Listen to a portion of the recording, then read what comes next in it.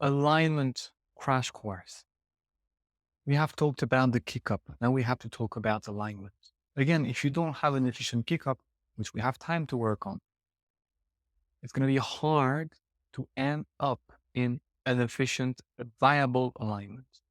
In the Handstand Academy, we make the difference between viable and non-viable, or functional and non-functional alignments. Alignments or shapes are just the position of your body upside down. And you have to understand that there are shapes that you can hold freestanding, and there are shapes that you cannot hold freestanding and that you will only be able to hold with the wall. The same way, I can stand up like this and not be falling, and I can do the same position with the wall. However, this position here that I can hold with the wall, I wouldn't be able to hold it without it. So right off the bat, understand that what you do with the wall doesn't always reflect what can be done without it. And so the whole point of this course, one of the main goals of this course, is to leave you with a clear mind about what works against the wall, what will convey and carry over onto your freestanding practice, what will give you a more consistent, reliable, straighter, longer freestanding handstand, and what is you just spending time here, building up maybe endurance, a bit of body awareness here and there at best, but making no progress whatsoever towards being able to hold that position without them. We will dive again in the fine details of what alignment is, what your alignment should be after module 1, after I go through your first review, after I tell you exactly what I see and what seems to be working, as well as when we talk about the intricacies of alignment in the dedicated module.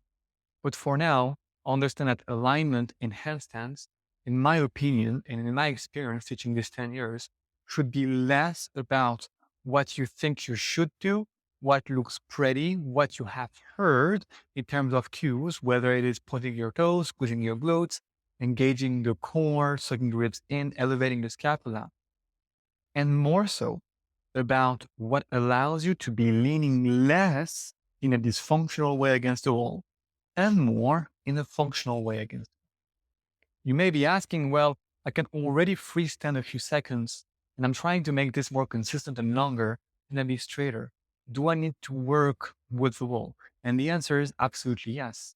Chances are one of the pillars of handstands is weaker than you think. And you're going to be able to assess that, find those weak links, and improve them with the wall. Alignment can absolutely be one of them, and usually is one of the culprits we see a lot for people who can catch a handstand once in a blue moon. If you're a beginner, we have to use the wall, but we have to learn to use it properly. There's plenty of things to discuss when it comes to alignments, but the one I want you to understand right now is that you can practice alignment both back to the wall and chest to the wall. It's going to be harder for you to cheat if you go chest to the wall. There's two things I want us to pay attention right off the bat. The first is the position of the shoulders over the hands. Are those shoulders perpendicular to the floor, a bit more forwards towards the fingertips, or a bit more backwards towards the wall? Position of those shoulders over the hands is going to make or break your handstand with the wall, with the spotter, and freestanding. So you better pay attention to that now. This is step 1 of alignment. Step 2 is the position of your pelvis. Where does it sit in space? Is it over the shoulders, past the vertical line, or before the vertical line? And how does that change how heavily you rely on the wall? You have to figure the position of those two things before you even start wondering where to bring your legs in space. Your legs are the last thing we want to pay attention to when it comes to alignment. We change the position of the legs to answer what the pelvis and the shoulders are doing.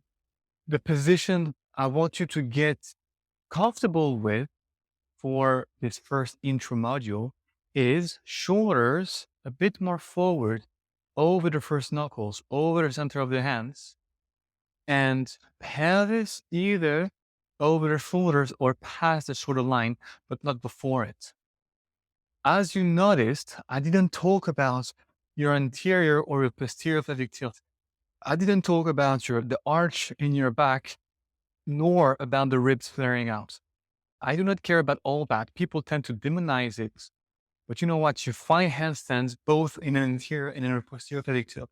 You find handstands both with an arched spine and a more neutral spine. You find handstands with elevated shoulders and depressed shoulders. Overthinking those is actually making you waste a lot of time and not understanding the core of what alignment is.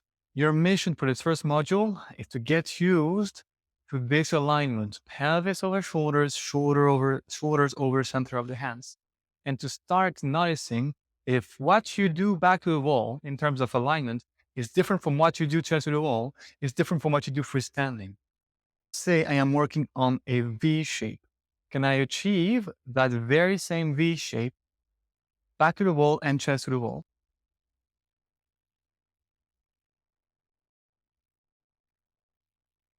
As well as freestanding?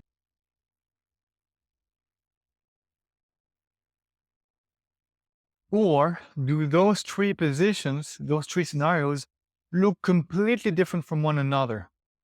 This is one of the golden rules that we will talk about in this course. You have to have, as much as possible, an alignment that stays the same in all the contexts in which you practice it, whether it is chest to the wall, back to the wall, or freestanding.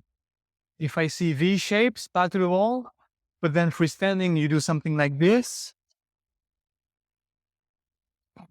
the rules of the game you're playing here are going to be slightly or noticeably different from the rules of the game you're playing here.